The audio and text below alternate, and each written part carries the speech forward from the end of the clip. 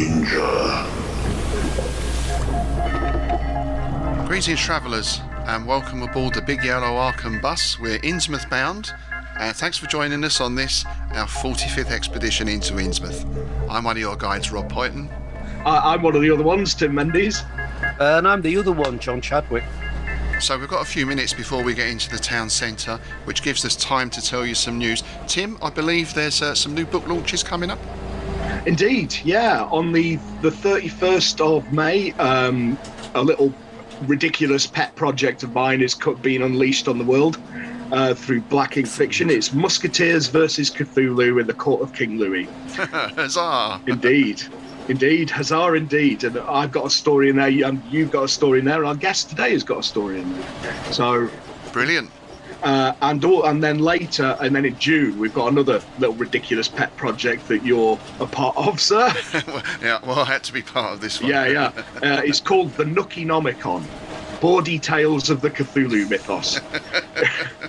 It's basically a bunch of idiots got together and decided to write Cthulhu Mythos stories in the style of Carry-On movies. Yeah, it's great fun working on this, and having read some of the other stories, I have to say there's some real cracking stuff in there. There is. So yeah, I'm looking forward to seeing some reactions to it, because I imagine some people will be like, what is wrong with you guys? It's going to horrify some, isn't it? Yeah, isn't it? And John, you've got a Dracula project going on at the moment. Yeah, I've got reprints that have been offered to me by Eighth Tower. Their publishing side, Eighth Tower Records.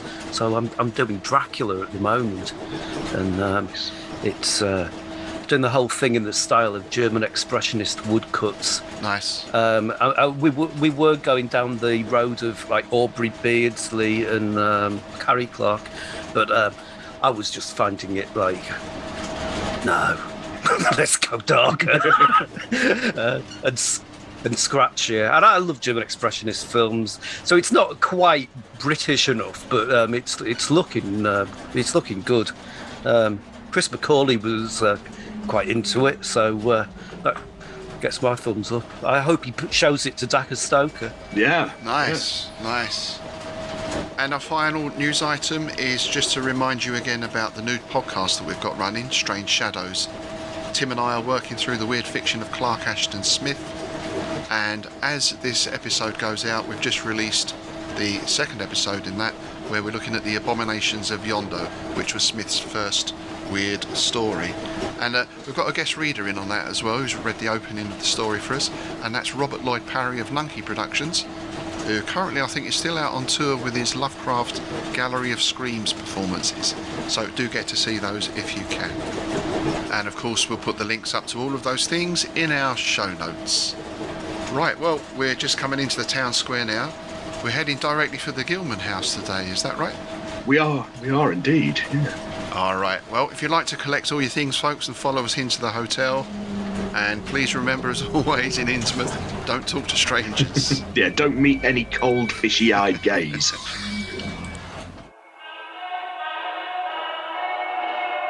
Okay, here we are outside room 420. We're here to see today's guest. If you'd like to follow me on in. Right, today's guest is Mr. Gavin Chappell, who is, amongst various other things, the head honcho of Schlock magazine and Lovecraftiana magazine. Hello, mate. How are you doing? Hello, I'm fine, and thank you for bringing me into Innsmouth. Forcing you in. Dragging me. And is this your first time in Innsmouth, Gavin? This is the first time I've ever been in Innsmouth, except in my nightmare. Ah, nice. Yeah. You'll get used to the smell. Yeah. I thought it was me. It's generally safe as long as you remember to put that little bolt on the door. Just keep that in place at night. You should be fine. Yeah. I've been looking at climbing out of the back. Yeah. You might have to take the lock off the trouser press first, but... So I know you're involved in a lot of projects at the moment, Gavin, but how did you first get into weird fiction, and what drew you to Lovecraft specifically? Well, weird fiction, it was a slippery slope, to be honest. I was listening to your previous podcast, the Doctor Who one, and I found it very interesting because, well, it was a lot of stuff I could identify. Probably at the age of 5, Doctor Who and that kind of thing got me into weird fiction. And then when I was getting a bit older, but still in my teens, I was into Dungeons and Dragons and heavy metal and all that kind of thing. And then I started hearing all these strange rumors about H.P. Lovecraft and Cthulhu, and you get it. Get references to it in role-playing games, get references to it in songs. I think, what is all this stuff about? Eventually, I tracked down At the Mountains of Madness, and, well, I was hooked. Wow. Yeah. Was that your first Lovecraft read, The Mountains of Madness? That was At the Mountains of Madness. Mm. Yeah, I was... I read At the Mountains of Madness. I didn't understand half of it. Then I think Dream Quest of Unknown Kalath was the next one. That was pretty amazing. I found that utterly amazing. Probably one of my favourite fantasy novels of all time, Dream Quest. Yeah, it is an incredible work. I think it's often overlooked that, but it's Lovecraft at his most phantasmagorical, really. Very influenced by Dunsany, I guess. Very much so. I also like Brian Lumley's Dreamland stories. Yeah. Mm. Yeah, me too. Yeah. Yes. We should cover those at some time. Yeah, they're very good. It brings a bit more of a sort of, I suppose, a sword and sorcery feel to it. Definitely. Yeah. Was it this that prompted you to start your own writing? I gather you started writing quite young. And also, you've written a lot of historical fiction as well as mythos fiction. Is that right?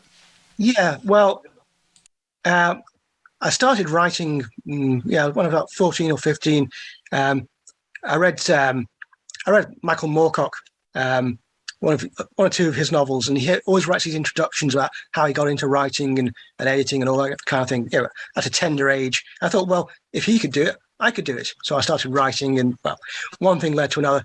I didn't end up with the glittering career of Michael Moorcock, I have to admit. But, that was really what inspired me. And also H.P. Lovecraft, reading about his kind of life and his his writings and all the rest of it made me think I could do this. I could do this kind of thing.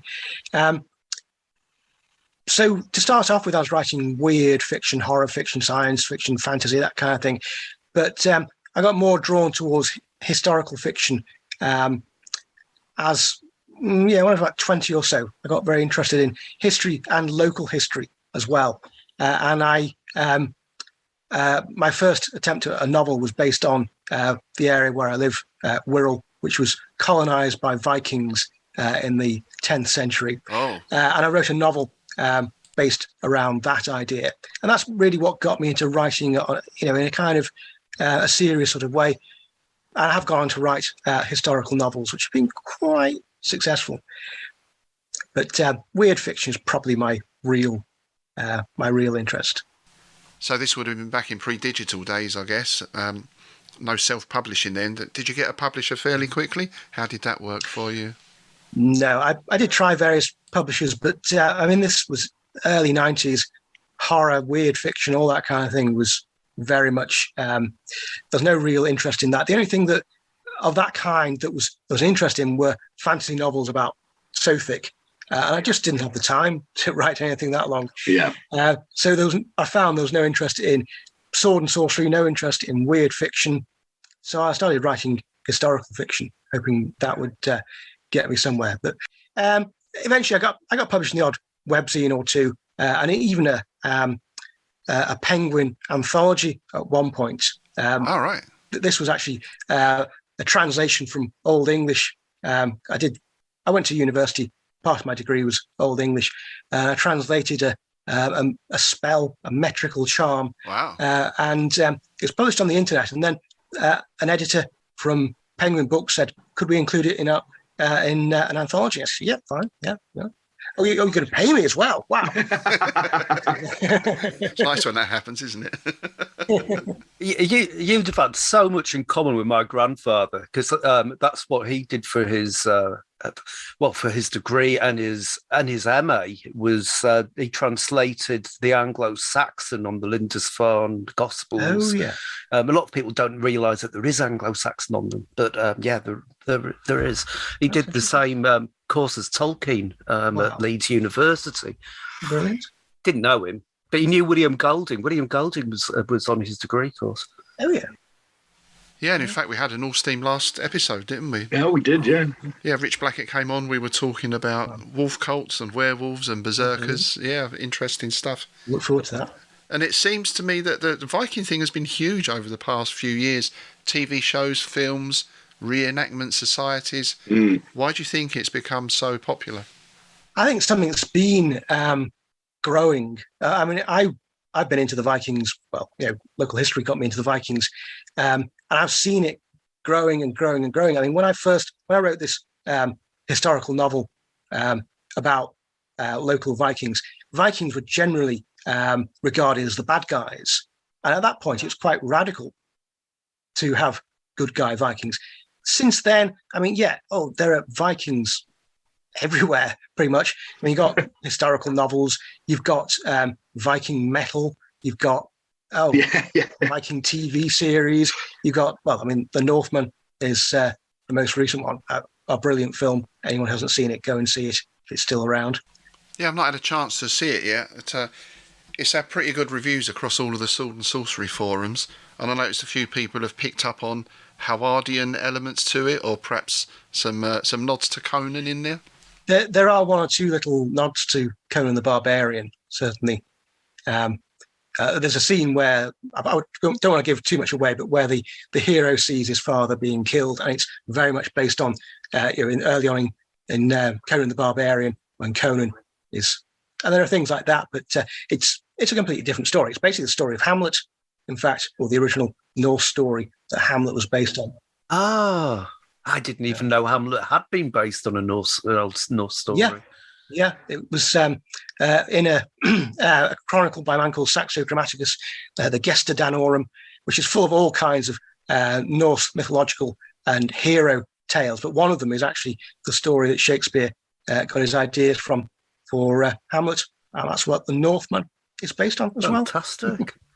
I always think of Vikings in some way, it's like pirates. We grow up with this image of them that I guess is probably largely Victorian invention.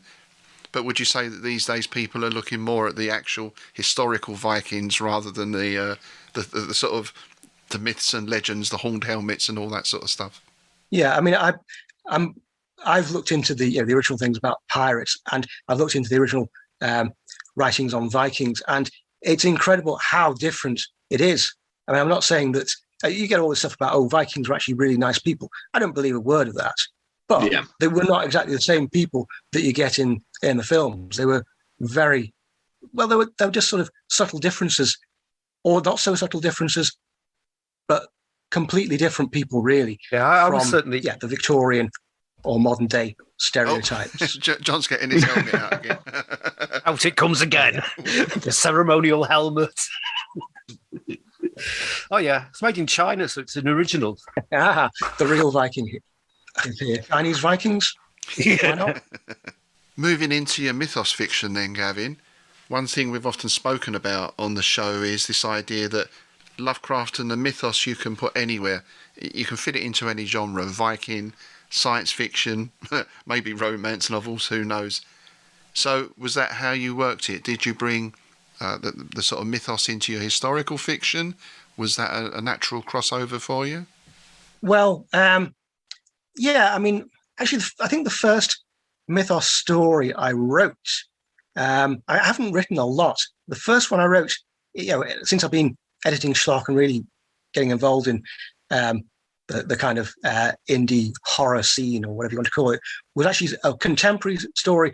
It was when ISIS were demolishing ziggurats and things like that. And I thought, well, would it be interesting if they found something underneath the ziggurat? Nice.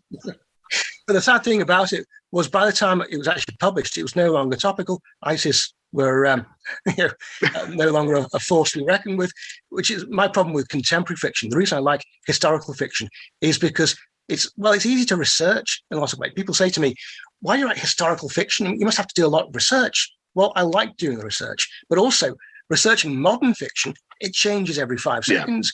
I can't keep up with it personally. But, my Sinbad and the Great Old Ones. Oh, yes, I love that story. Yep. Yeah. So, just for a little cheap plug, I started out with the idea of writing just complete fantasy, Ray Harryhausen inspired fantasy. I mean, no real historical element. But as it went on, I don't know, there's something about me. I just wanted to get the facts right. I think also because H.P. Lovecraft was a bit of a stickler for scientific and historical accuracy. So I found it remarkably easy in a lot of ways to fit all the Cthulhu mythos horrors into a kind of gritty historical reality. 11th century, when would it, circa 800 AD, anyway, in Arabia and parts further east.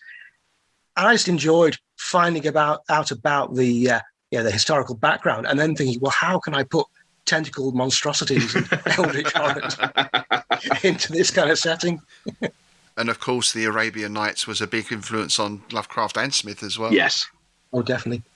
Yeah, I mean, the Arabian Nights is one of the places that fantasy comes from, really. I mean, Western fantasy, the Arabian Nights, all those magical gadgets and gizmos. I mean, if you actually read the whole thing through, which I've not yet done, quite a few of the stories are quite, lacking in fantastical elements. It's just the fantastical ones that have really got into the Western consciousness, and they are the Sinbads, the Aladdins, the Ali Babas, full, packed to the gills with magic. And all the Western writers from the 19th century onwards who tried, or no, even the 18th century onwards, there's Vathek, William Beckford, wrote Vathek, which was very much based on the Arabian Nights with a kind of Gothic element. But they've taken all the magic from the Arabian Nights and, cranked it up to 11, basically. And I suppose you see that influence continue in things like Dungeons and Dragons, really. Very much so, yeah. Though I suppose they did get a lot of their magic from sort of Dying Earth, and Jack Vance setting. Yeah, I think they got a lot from Jack Vance, yeah. And keeping with that idea of mixing the two things together, something I always thought about Howard was, to me, he writes historical fiction with a sort of fantasy tinge. Yeah. But it always, to me, reads like historical fiction. Well, I suppose for Conan and everything else, he just made his own history up. Yeah. Yeah. And a lot of it is very much, all the different peoples and races and so forth are based on different historical eras. You go from, the Stygians to the ancient Egyptians, and the Cimmerians are sort of the Celts, and the Picts are the Native Americans.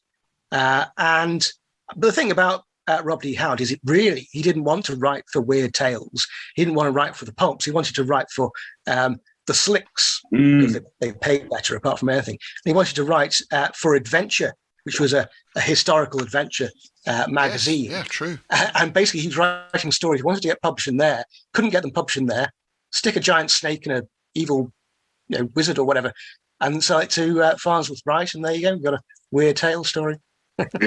Yeah. And Howard certainly wasn't above rewriting stuff, whether it was from historical to sword and sorcery or the other way around. That's right, yeah. I mean, I think even the first Conan story was a rewrite of the Cole, was it By This Axe I Rule, I think? Yeah. Whereas Lovecraft seemed set on not having a single word changed in any of his stories. Yeah, very much. No, he actually had it in his contracts, didn't he, that he wouldn't stand for anybody mucking about with his work. It's strange, because we were discussing with Clark Ashton Smith the other day, me and Rob, and again, he had his stuff sort of altered ridiculously by Farnsworth Wright. And, I know that he complained about The Mountains of Madness being rewritten and bits of it being transposed, and he just couldn't stand it. But I think Rob D. Howard was rather more, more flexible as a writer. So I'm perfectly happy for people to do anything they want to with mine, as long as it's published and I get money. I'm not fussy at all. Oh, I'm not. I'm more aligned with HP on that one. But then there's the thing. I've done a little bit of editing, a few anthologies, and I know Tim, you've done some editing as well. Yeah. Gavin, I guess you've done a lot of editing.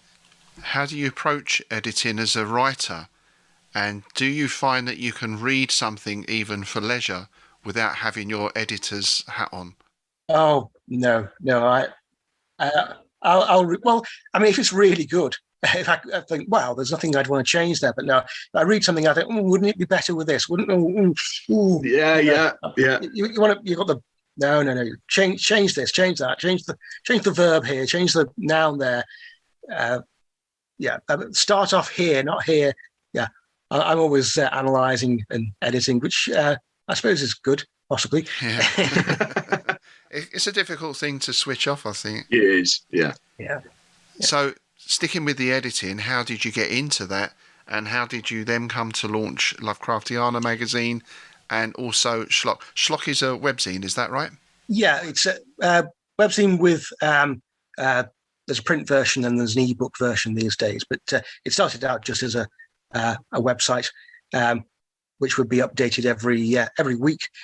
The way I got into it, to start off with, I was parachuted into teaching creative writing about 15 odd years ago at a local sixth form college, because a friend of mine had been teaching creative writing there, but he had to give it up for one reason or another, and he just said to them, "Oh, I've got a friend who'll do it." We were in the same writers group and that kind of thing, so I just sort of turned up. I had done some teaching before that. I wasn't completely new to it, but so I was teaching creative writing, and one of the things I did was a lecture on self-publishing, which back then, this is before Kindle direct publishing and all that kind of thing, it was very much in its infancy, and really my message was don't bother. But at the end of the lecture, some of my students came up to me and said, "We'd like to do that." I said, oh really? I was basically saying don't bother, but yeah, we were thinking of setting up a magazine. I said, "Oh yeah, that's a great idea." And I've got this this problem with people will come up to me and say, "What do you think about this?" And I say, "Yeah, it's a great idea." Next thing I know, I'm editing it. All right, so it starts as one thing and you end up doing all the work.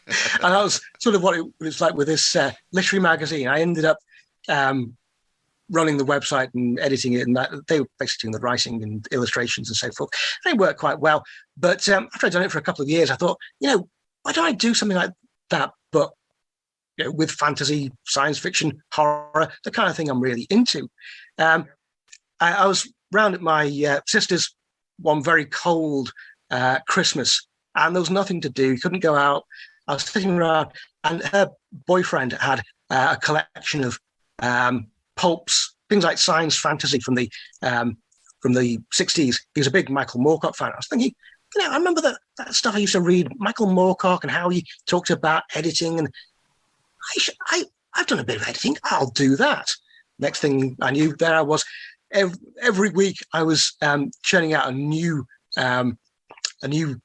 edition of Schlock, because someone told me, someone who knew a bit about websites, if you keep on changing the content on a regular basis, it's going to get higher up the Google rankings. Right. So for about 9 years, I was putting out this weekly thing. To start off with, all the stories were actually written by me under pseudonyms, because I didn't even know how to get submissions to start off with. I didn't know what I was doing. I still don't.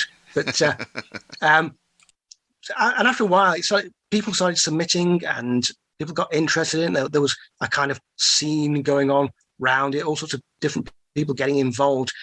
And after about 9 years, I thought, I don't really need to do this every week, do I? And I turned it into a monthly, which it is now. These days, it's probably a rather more swish-looking publication than it was back then. But in the middle, I thought I'd been editing for Rogue Planet Press, which was a part of Horrified Press. I think Horrified Press has since vanished from the ether, but Rogue Planet Press continues. And I did a few anthologies. The first ones were Swords Against Cthulhu, and that was basically swords and mythos. Nice. Swords and sorcery, but with the Cthulhu mythos in the background or in the foreground quite often. And that was because at that point, H.P. Lovecraft was just it. I mean, zombies, vampires, they vanished. H.P. Lovecraft stories were the thing. And I thought, well, that's all very fine, but I like sword and sorcery. So how about, there's always a connection between Robert E. Howard and H.P. Lovecraft. Absolutely. Always a connection between sword and sorcery and weird horror. So I thought, well, how about, an anthology of swords with Cthulhuoid monsters at the end of them. And after a while, I got quite into the idea of Cthulhu mythos and that kind of thing. I thought, well, how about I do an actual magazine again, I didn't really know what I was doing. I didn't know there'd been any number of fanzines, Cthulhu Mythos fanzines going. I hadn't the faintest idea. But then next thing I knew, there I am, editing Lovecraftiana 4 times, 4 times a year, with Walpurgisnacht, Lammas Eve, Halloween, and Nice. Candlemas Eve editions, just to be pretentious and sinister. Nothing wrong with being pretentious of now and then. Got to be done. Yeah, It's got to be done. It's got to be done. Yeah, the whole fanzine thing has a surprisingly long history, I yeah. think. Yeah. Wasn't Moorcock editing, was it a Tarzan fan magazine in the 60s or something? That's it. Yeah. Yeah, and I think back there was things like Amra, Robert E. Howard one, Crypts of Cthulhu, Crypt of Cthulhu, yeah. Dagon in the UK. Pretty much back when Weird Tales was first out, there were fanzines being published. In fact, I've got a facsimile edition of one here, which is referring to them in the Eerie at the back of it. The fan magazines are an interesting phenomenon. These are magazines printed by amateurs and devoted to discussions of the type of stories featured in their favourite magazines. It goes on to describe all these early fanzines and all the things, what they were publishing, like supernatural horror in literature by Lovecraft was published in one of them. Wow. And all sorts of things like that. Oh, nice. So back then, 1937, fanzines already going. Blimey. Do you think this is a peculiar thing to our genres? I mean, sort of horror, sci-fi, weird fiction, whatever. That the people who are really into it, they do these fanzines and that kind of stuff, but they also seem to have a desire to want to create for that genre as well. Yeah. It's something, I don't know if it exists in other genres. Is there Mills and Boon fan fiction or fanzines going on? Mills and Boon, bro. Mills and Boon fanzine. I'm afraid I couldn't really say. It does seem to be definitely something that goes along with fantasy, science fiction, horror, that kind of thing. I don't know, maybe there are fanzines in other nooks and crannies, but I've never really heard of any.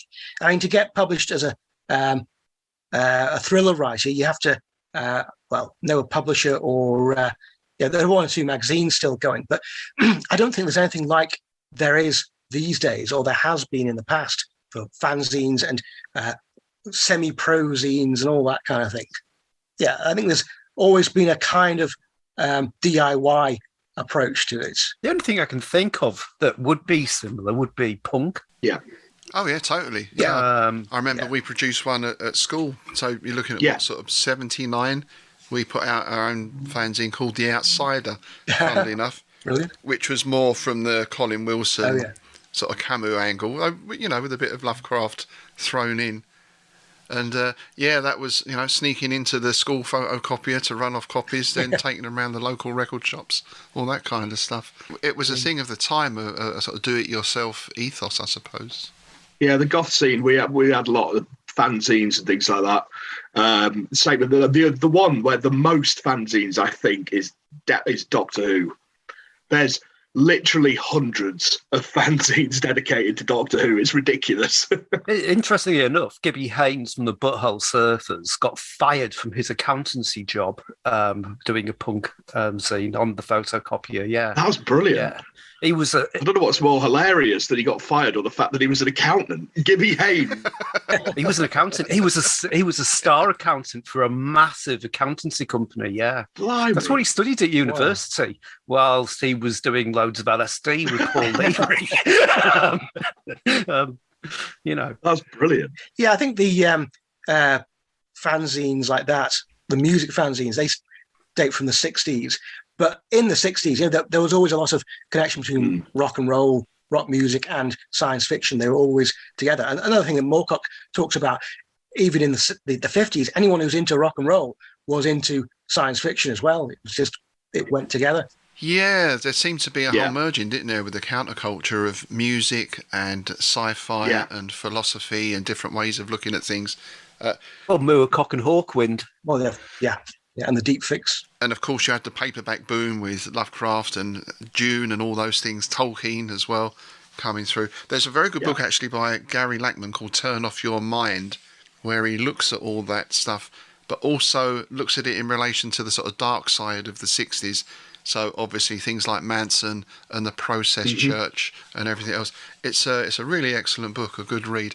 The funny thing was there's a photo in there of a collection of sort of paperbacks he refers to. And I think I've got pretty much every single one of those. I'd love to get Gary Lackman on this show. I would love to get Gary Lackman on here. I've met him, but I not well enough to get in touch and invite him on. But yeah, it was mad when I met him. I was on the door of a festival that he was speaking at, and he came and he was like, "Oh, can I take your name?" Yeah, Gary Lackman. And I was like, "Oh." Okay. And I said to him, I just need to say something to you. I've been listening to you on the Room Soup podcast, and I've got to say, you've made me realise that I'm a chaos magician, and I didn't realise it. He leant forward and whispered in my ear, "Don't tell anybody, but we all are." And then he walked off, and I was like, "Oh, okay." So, from an editing perspective, Gavin, what is it you look for in a Lovecraft story? What is it that makes a story Lovecraftian? Is it one thing, or are there different aspects to that? I think there are different aspects. I mean, there are things that I accept because they're basically Cthulhu fan fiction, and somewhere along the way, someone will say, "Yeah, Shub-Niggurath out the black goat of the woods with 1,000 young," or something like that. There's that kind of thing, Cthulhu mythos. No doubt about it.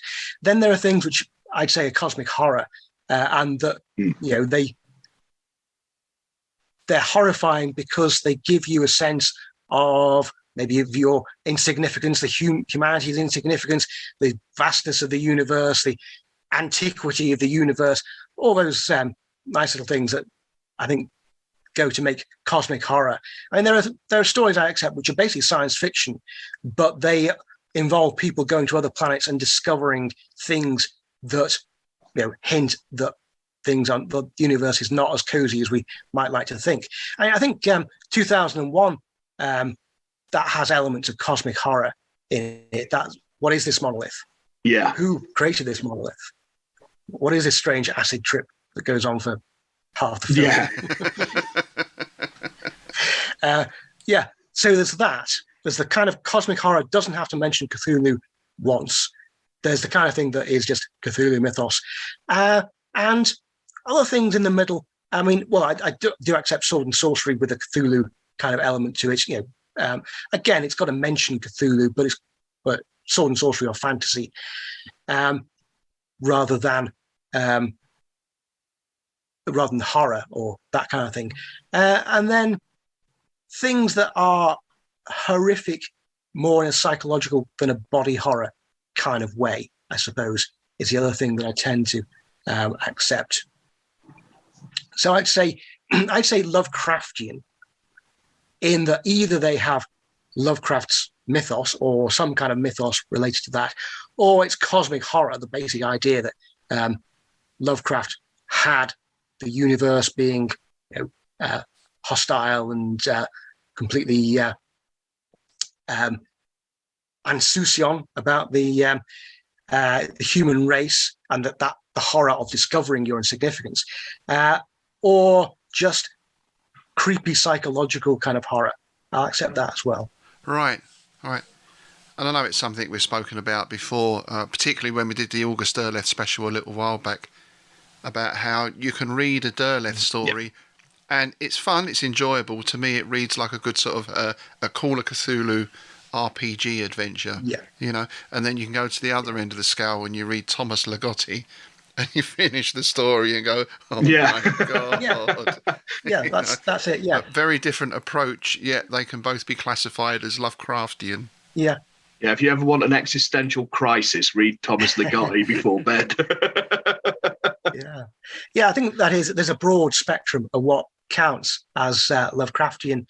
And there are things that have the essence of Lovecraft, and there are things which have the superficial elements. And if it's a good story, I don't have problems with stories that are just kind of in the vein of Lovecraft. I've been reading the Weird Tales some people have brought out facsimiles of the original ones, because I wanted to have a look at what the real thing was like, because because next year it's going to be the 100th anniversary. I want to make Lovecraftiana look as much like Weird Tales as possible without a lawsuit. Oh, excellent. being involved. Nice. But one of the writers that I've noticed appearing every now and then is Henry S. Whitehead. And he's not one of the ones that's really come down over the ages, but he just wrote H.P. Lovecraft type stories. He was doing complete copies of H.P. Lovecraft. Oh, wow. Right. Right. I'm not familiar. At the same time, H.P. Lovecraft was getting published in the same magazine. Did Lovecraft ever say anything about him or about this? I've never heard him say it, never read anything about him bitching about this Whitehead guy. Mind you, he was always very supportive of other writers, wasn't he? He was. Yeah. Yeah. Yeah, didn't seem to mind sharing his ideas at all. Yeah. He definitely, I mean, that's probably one of the reasons why the Cthulhu mythos is going to this day. If it had become Cthulhu Mythos Properties Inc., then you wouldn't be able to go anywhere near it without a lawsuit, which is something that helps when it comes to all these zines, if you're not going to get sued for it. Oh, totally. Yeah, yeah. And it always puts me in mind of the Tolkien estate, which keeps that huge control on the legendarium, I think they call it. Yeah. Which is understandable in a way. And I'm sure there must be Tolkien fan fiction out there, but you don't see a lot of Tolkien anthologies, do you? Whereas, the Lovecraft world, it's awash with them. It's growing all the time. Yeah. I'm a big fan of Tolkien, but there's something sterile about Tolkien. You've got the Silmarillion, which tells the entire history. I mean, there's no real options for development, while the Cthulhu mythos can just expand and expand and expand like a real mythology. I do a bit of folklore research along with my local history research, and it's amazing how many stories you find popping up here, popping up there, molding with each other, and you don't know when they go back to. But that's a real living mythos. And the Cthulhu mythos is obviously nobody, or almost nobody, thinks it's real. There is some people somewhere. Kenneth Grant did, I think. Almost nobody thinks it's real. But it's got a reality to it. I mean, on one level, you could say it's metaphorically real. It's a view of the universe. Cthulhu is a symbol of the universe, seen from that kind of, post-Nietzschean, post-religious view. This is what the universe is really like. The tentacles are just a crazy symbol. Garnish. Yeah. yeah. Garnished with tentacles. Garnish with tentacles. I like it. I think I've eaten it. And I suppose when you look at it, Lovecraft came out at the same time as the surrealist movement, the start of the existentialist movement, the situationists. You've got all those kind of elements feed into it or feed off of it in some way as well. And then there's, I suppose you could call the psychiatric or the psychological aspects to him as well, or his work. Yeah. Freudian. Yeah, the hidden depths, the things in the sea. Yeah. And then, of course, those unsavoury racist elements, the fear of change, the fear of the other. Everything seems quite hidden and repressed in some ways in Lovecraft. Yeah. The things are lurking in the shadows or on the threshold. And another thing about Lovecraft, which I only really noticed when I reread the stories when I was a bit older, was that it's about realizing that you are the monster. It's about that discovery. Yeah. Like The Outsider, the obvious example, but Shadow over Innsmouth and all the rest, that slow discovery that actually you're the real horror. Oh, yes. Yeah, very true, yeah. And it's interesting that this stuff, I mean, it was written, 100 years ago, really? Yeah. Yet it still has this resonance with people today, maybe because of this psychological aspect that we're talking about. Yeah, and a lot of his ideas came from dreams, of course. Yeah. Yeah, like Frankenstein's monster also came from a dream. So, I mean, what exactly that has to do with the subconscious mind or whatever, who knows? But that's possibly why it works. I think that any kind of good horror or fantasy or whatever is something that you know it's not real, but it's got some kind of nagging sense of reality. Oh yes, yeah. It's fantasy, Yeah. but is it really? It chimes with you in some kind of way. Yeah. I think Blackwood's The Willows is a great example of that. Mm. It's like, we know that there's trees, but when you're standing there and you're all alone in the middle of them, you know, it does get the hairs going on the back of your neck. Yeah. So, And I think horror stories, the best horror stories are the kind that you're told when you're a kid, you know, that house over there. So blah, blah, blah. This thing happened hundreds of years ago and, oh, it was terrible. The kind of thing that does really literally make the hairs stand up on the back of your neck, which I think, I believe is a very old thing that goes back to when we were rather hairier than we are now. And it's a defensive sign. You know, your fur would stick out. Make you look like bigger, a cat. like Yeah. pufferfish. Yeah. Pufferfish, yeah. Yeah, I've even seen claims and theories. I'm not sure how scientifically accurate they are, but the claim was that some people, like some Native American tribes, like the Apache, would grow their hair long as part of their sensory apparatus, which is quite an interesting thing. And I wonder if something else that feeds into that sense of timelessness or myth is that defining aspect of the weird tale, that nothing is ever really fully explained. There's a lot of things that are open to question. It's open-ended. Absolutely. Yeah, and that's one of the things I think makes a mythos, or whatever you want to call it, or a legendarium or whatever, you know, a shared universe. What makes it work is if there is still room to move and to develop, and there are mysteries. I'm bashing Tolkien again. I do really love The Lord of the Rings and The Hobbit. I love The Hobbit even more than Lord of the Rings. But you don't get the same sense of mystery. You know that there is Iluvatar up there, and you know there are orcs down there, and Balrogs and Saurons over there, and all the rest of it. Actually, I say that the Moria sequence in The Lord of the Rings, that is incredible, and that's got a lot to do with the mystery. And one of the reasons I wasn't too keen on the way they did that in the film was you lost that sense of mystery. You know, there's a bit where Pippin kicks a stone down a well. Now, in the original story, there's that sound of knocking, and you don't know what's causing that knocking. And then they're carrying on, and there's something following them, and they don't know what's following them. Later on, that turns out to be Gollum. Okay, but at that point, what's following them? What's that knocking? What's happening? And it builds up, and it builds up, and then you got orcs and the Balrog and all the rest of it. And it's really atmospheric. Well, in the film, he kicks the stone down the well, and you see that I think where it goes, and it wakes something up, and that's what leads to them being chased by the orcs and the Balrog. Completely loses all that sense of atmosphere and suspense. Yeah, I mean, even though those films are very long, obviously the story is still compressed in a lot of places. Yeah. Moria being one of them, and it suffers as a result. And I suppose it's part of modern storytelling, maybe, particularly in film, where you have to explain everything to the audience. No question is left unanswered.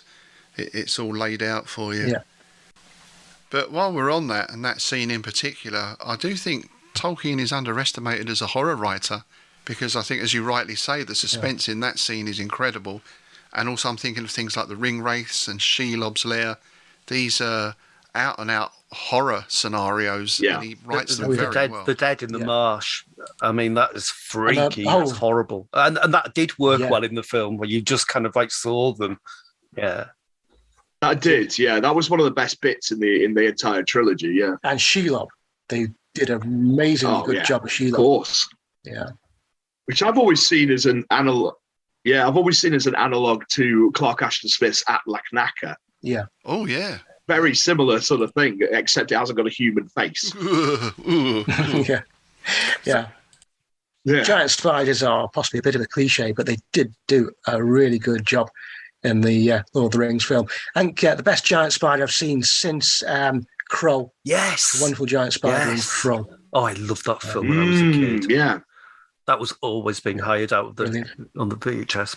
Howard never went in for giant spiders much, did he? I can think of the Tower of the Elephant. I can think that's the only one of the original stories with a big spider in it. It seemed to go more for giant snakes and big apes as well. That was the thing. He was into his snakes and apes. Yeah, yeah. I think the apes come from Edgar Rice Burroughs. Really, there's definitely a Edgar Rice Burroughs influence. Ah, right. And I think I remember reading somewhere that Howard had a bit of a thing about snakes, a bit of a phobia for them. I wouldn't be surprised. I mean, growing up in Texas, you'd have plenty of reason to. That's a very good point. Yeah. Yeah, you're right about what you know, don't you? I suppose to a certain extent. And if you live in a place where you could find a snake in your bed. Rattlers everywhere, yeah. Someone posted a photo on Facebook. Someone, I forget who it was, but someone from America. And they said, "Can you see the snake in this picture?" And it was just a photo of the ground. There were leaves on the ground. I could not see anything, but you zoom in and zoom in and zoom in, and finally you notice there's actually a snake there. And, around here we have, adders, grass snakes. Very rarely see them. But I did when I was living in Derbyshire. We had a nest in small woods that was attached to the back of the garden. And God, we didn't know what to do. That's the thing. And you do go back to monkey. It's like, climb up a tree and escape. That's where the flying spiders live. Yeah, for the true horrors of nature, just go to Australia, right? I think that comes back to something we were talking about on the From Beyond episode, right? You want to talk about Lovecraftian horror as well, you can just look into a microscope or go deep down in the sea. There's some real freaky stuff down there. Australia's just horror from one end to the other. Yeah, there's that terrible thing when you first found out that there were things living in your eyebrows that come down to your eyes when you're asleep. It's like, what? And how do I get rid of these things? That's horrendous. But that is Lovecraftian. One of the most horrific things I've ever seen, Lovecraftian or otherwise, was when we had a cat go missing for a few weeks. And he eventually came back and he was all right. He was a bit malnourished and worse for wear kind of thing. But I heard him making this weird noise on the upstairs landing. And when I went to investigate, I found he'd deposited this thing on the mat. It was a worm, and it must have been about 8 inches long. And it looked to be about half an inch wide.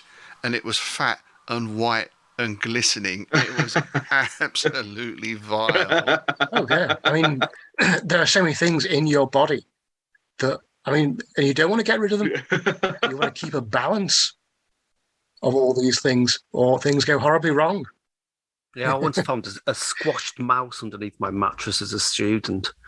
And it's that horrible thing of thinking, probably shagged that to death. That's how it's been crushed. That poor thing, but still, that is horrendous. It looked like a ball of fluff, but it just had a foot.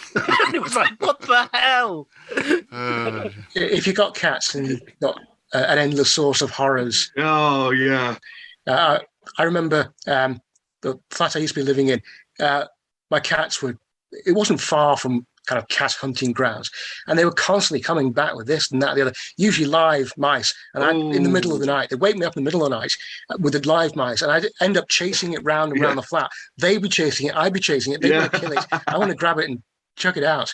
But usually they got away and then died somewhere. And I only knew about this months later when the smell began. And I remember peeling at least one off the back of a mummified mouse, mummified, but it had maggots and flies, peeling it off the back of my fridge. I think, this is real horror. And I don't like it. Owl pellets. God, I found one of those in a loft once. That was freaky because you're wondering what it is, and then you're poking it and you're trying to open it, and then you find the little bones inside. Yeah, that's real horror as well. You look at think, what is that? Hang on, what is that? You get a bit closer. What? You get even closer. It's a dead mouse or dead whatever. That's a sort of Lovecraftian idea, though, right? That you're looking at something and you can't work out what it is. Your brain can't piece together exactly what it is. Yeah. And I know we've mentioned before this. I think it's a lovely idea because of the dimensions, or we live in a three-dimensional world. If something comes through from a higher dimension, we can only perceive it in terms of our 3 dimensions. And that's where the madness lies, trying to figure that stuff out. Which is what we were talking about recently on a Patreon. Yes, yeah, we did. We covered From Beyond last month, I think it was, wasn't it? Which I know Joshi and some other people don't rate it, but we really enjoyed it. A lot of interesting things in there. And when you think about it, we only see a fraction of what's really there. We haven't the faintest idea about what's really going on. Particularly when it comes to microscopic things, but you never know what's going on a macroscopic level as well. Yes, yeah, that's true. Some things are too big to be seen or comprehended. I wanted to ask you about Alien. It seemed to fit with some of the things that you were talking about, particularly with the first film, because you barely see the creature at all, and that's why that film worked so well. And then after that, you have seen the creature, and so it's not very frightening. It's not got the same feeling. You have to have the kind of gung-ho action movie like the second Alien film, which is a great film as well. But it's completely different. It's an action movie. The first one is a real creepy, sinister horror suspense. Well, I mean, they say it's a ghost story in space, basically, but you don't know what's going on. And every now and then something really revolting and horrible happens, but mostly it's uncertain. I was listening to your Doctor Who podcast, and one of the things you were talking about was the Ark in space, which is obviously a very similar kind of idea. And one of the things that Doctor Who did really well was you never saw the monster until and the end of episode 3 or whatever. And that's what made it really creepy. Cliffhanger time. That's it, yeah. When you actually saw it, it's like, oh, right. But, the build-up was what really made it work. I was chatting to a bloke yesterday who was... I was at a steampunk festival. This is why this is mental. He was planning on buying a land ship from the army and doing it up to look like a rocket from Flash Gordon serial. So we got talking about early Doctor Who and how good that it is that the monsters are shit, because it fits with that weird surrealism. Like Web Planet is a great example, isn't it? The big clunking Zarbi ant things. You can see the legs, but they are just amazing. Yeah, they are. And this is the imagination that went into that. The guy who wrote it, can't remember his name, but Bill Strutton, I think it was. He was a prisoner of war. He was actually, I think he was in Stalag Luft or somewhere, like that. And he spent all his days watching these insects, and that's where the whole story came from, being actually in a prison camp and just watching, having nothing better to do than just watch what these insects were doing.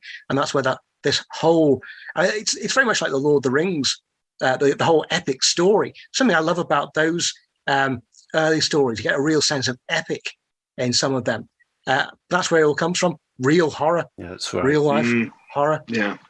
And that's so famously, the Daleks were based on the Third Reich, weren't they? So, Terry Nation based them on the Third Reich. I mean, and can't get much more horrific than that. Exactly. Yeah. I actually think that the old BBC black and white version of 1984 with Peter Cushing, I believe, is really, really scary. Yeah.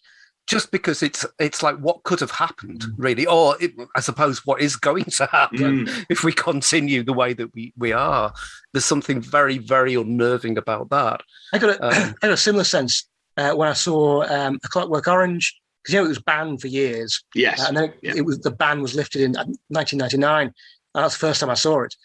And it was weird watching it because it starts off with it's a really surreal kind of futuristic world, but after Alex is released from prison, it looks like the 1970s. And you got the police looking like 1970s police, and the cars they're driving, everything looks like the 1970s. And it's like, was that really what happened? Was this? Did it really happen like that? It's like this is not the future, but the past. Really strange. I mean, what blew me away with that was that it was him himself that banned it. He withdrew it because all the football hooliganism that was going on in the country and the gang fighting Rob. I don't know what you mean. I was never there. It wasn't me. That bit won't get in. I'll be chopped out. My checkered past. That's what they say about good sci-fi, though, isn't it? It's not about the future. It's about what's happening now. Yeah. And I guess we can relate that to Lovecraft and the others in a sense.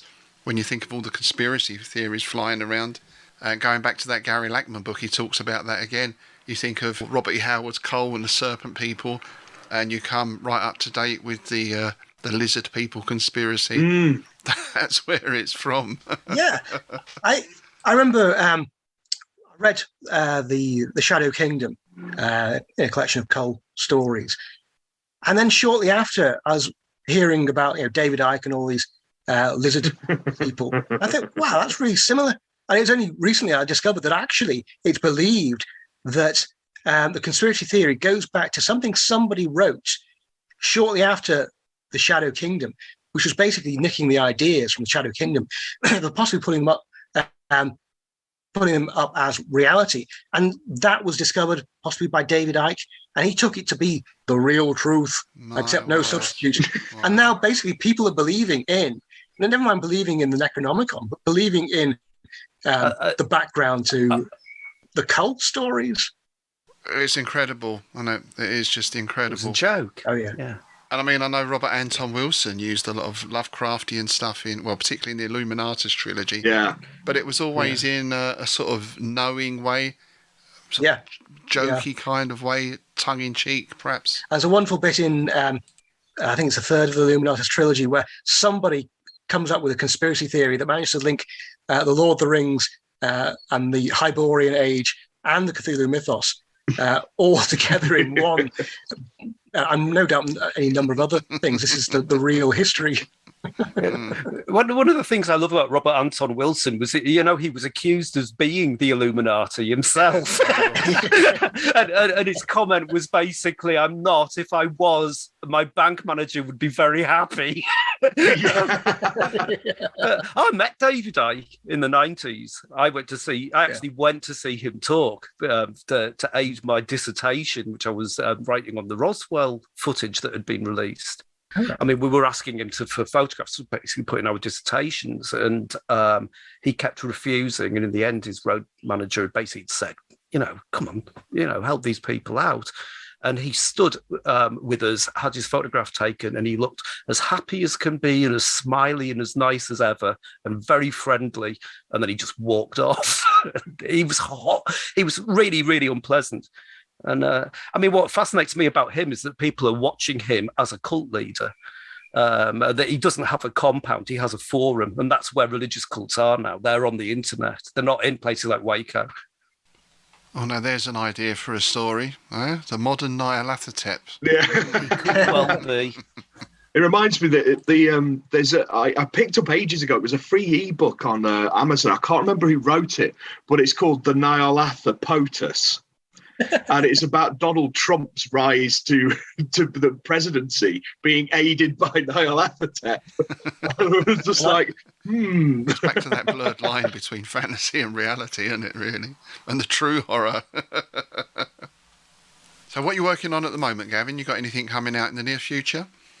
At the moment, well, I had a very busy month with one thing and another.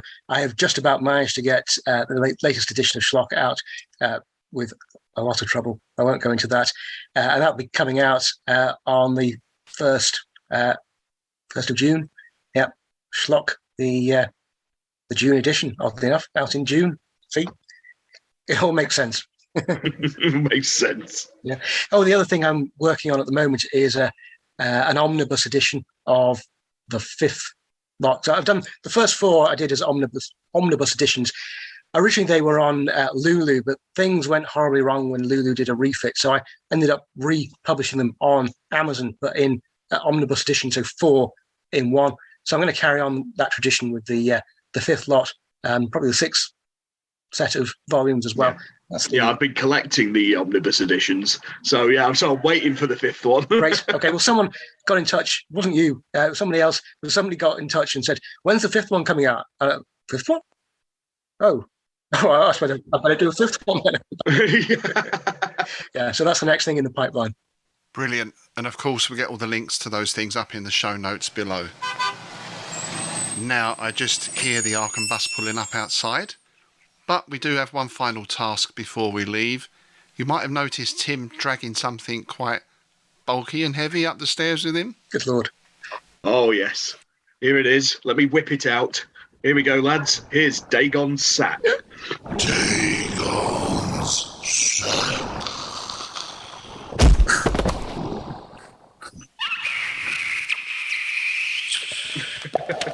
Have a good rummage there, Rob. Oh, there we go. Here we have something. Let me just dry that off. So it's correspondence from Tony in West Brom, and he asks a question that relates back to something we were talking about a little earlier. If you could produce any type of mythos mashup, any time, any genre, any setting, what would it be? So there we go. Thank you, Tony. I'll go first. Playmobil. Yeah, they do a great pirate ship, but why can't they do roulette? I'm just thinking of the weird angles and shadows and lights you throw out. That'd be something to see. Yeah. They're very smiley, aren't they? Let's see them looking daunted, scared, insecure, slightly insane, mental. I think something I'd like to see as a mashup, as mashups go. I mean, there have been a lot of mashups over the years, but I know something that has the kind of cheesy heroism of Flash Gordon. So space opera, Flash Gordon type space opera versus Eldritch horrors. I think that would be fun. Yeah, that'd be good. Oh, yes, that's a good one. Yeah. Especially if it was done in that old Buster Crabbe style as well. Gordon's insane. Oh, I love those. The Undersea Kingdom, I think it was called, is a really odd one. Yeah. Has anybody seen that? No, I found it on YouTube. I've been meaning to watch it. Sounds interesting. No, they're really mad. They're really strange, and they've got that wonderful kind of theosophy thing going on, and the Atlantis and all of that kind of stuff. Tim, what do you think? What's your choice? Yeah, I've had a few ideas what we've been thinking about talking, but going one further than John's, I would like to see a mashup of the Magic Roundabout and the Cthulhu myths. How many sugar cubes has Sir Dougal eaten? You don't have to distort that much to get a non-Euclidean theme tune. And funny you say that. I remember once I went to a thing called, it was an all-night psychedelic film festival at the Scala in King's Cross. Nice. So they had a couple of bands playing and some films. Oh, that's mental. And one film they showed was Dougal and the Blue Cat. It was like 300 tripped out people watching a Magic Roundabout. It's a splendid evening. Interesting point about that. The blue voice in Dougal and the Blue Cat is the same actress who did the voice of the Tannoy system in The Prisoner. Wow. Really? Nice. Yeah, I can't think what her name was, but yeah. Oh, actually, you've saved me there, John, because I was struggling a bit as what to think that hasn't been done before. Or maybe it has been done before, but I think Lovecraft and The Prisoner, that'd be a good mashup. That'd be a good one. I mean, you can say there's some elements of Lovecraft in there anyway, right? But something more overtly Lovecraft. Yeah, I'll go for that, I think. But there's supposed to be nuclear weapons, isn't there, underneath the village? So if you take that away and replace it with, I don't know, Cthulhu or something. And that ball thing, that can be a shocker. Oh, it's obviously a shocker. Yeah. Just briefly, I actually do have a connection, a Prisoner and H.P. Lovecraft connection, because it was actually in Port Merion that I bought that copy of At the Mountains of Madness. Really? Nice. Fantastic. So there you go. Cool. Wow. Wow. And we really don't plan these things, listeners. This is just how it happens sometimes. That's amazing. Doesn't that bring things full circle? Fantastic. But that's enough of a connection for the mashup to make sense, and for purists to piss off. Yeah, but he got his book from there, so he is. Brilliant. Well, thanks a lot for coming to see us in Innsmouth, Gavin. It's been wonderful talking to you. We do hope you get out all right. Okay, well, I'm heading for the marshes now. Now, when you say the marshes, do you mean marshes small m or marshes capital M? Oh, the marshes. Is it the marshes who are after me?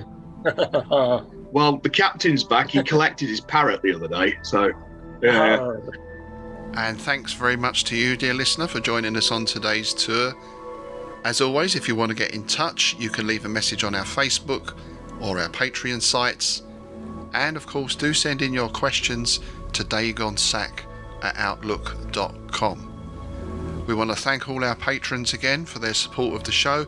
If you'd like to join them and help us spread our tentacles, then check out our Patreon site where you can join at 3 tiers of membership. Everyone gets a monthly copy of Innsmouth News. And remember, if you sign up to support the IBC, you also get all the bonus content for the Strange Shadows podcast as well. 2 weird fiction podcasts for the price of 1. Alright, we're heading out now. It's getting dark. We're going to leave Gavin here to brave Innsmouth at night. Thanks again for joining us, Gavin. Thanks everyone for listening. And with that, it's goodbye from me, Rob Hoyton. It's goodbye for me, Tim Mendes. And it's goodbye for me, John Chadwick.